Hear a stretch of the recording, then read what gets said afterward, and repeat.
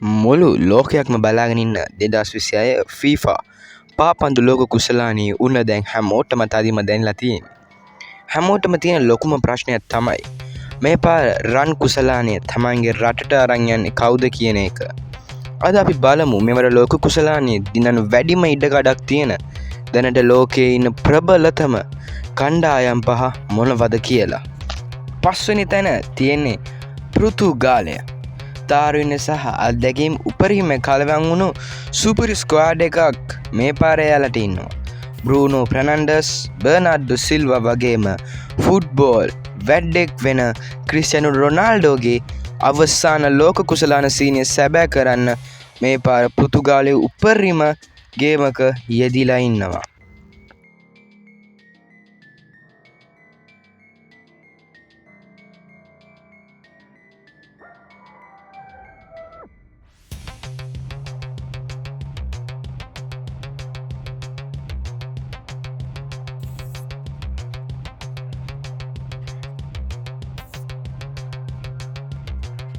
තුන්වෙනි තැන ඉන්නේ එංගලන්තය. එම නැත්නම් ඉංග්ලන්ඩ්.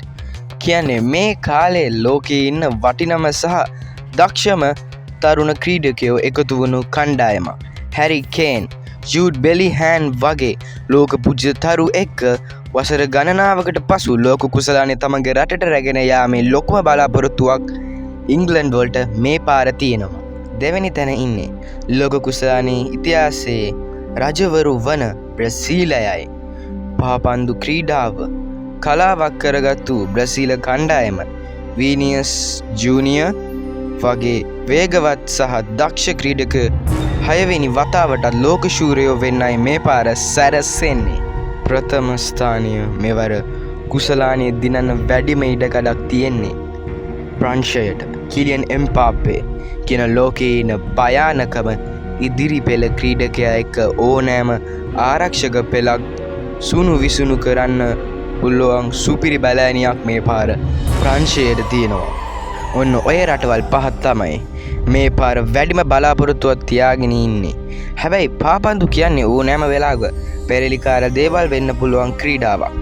ඔයාලා හිතන විදිහට මේ පාර FIFA World Cup එක දිනන්නේ කවුද? ඔයාලා සපෝට් කරන ටීම් එක පාලින් කමෙන්ට් කරන් යන්න. මේ වගේ තවත් වීඩියෝ බලන්න අපේ channel එක subscribe කරන්න. එහෙනම් ඊළඟ වීඩියෝ එකෙන් හම්බෙමු. ඔයාලට ජය.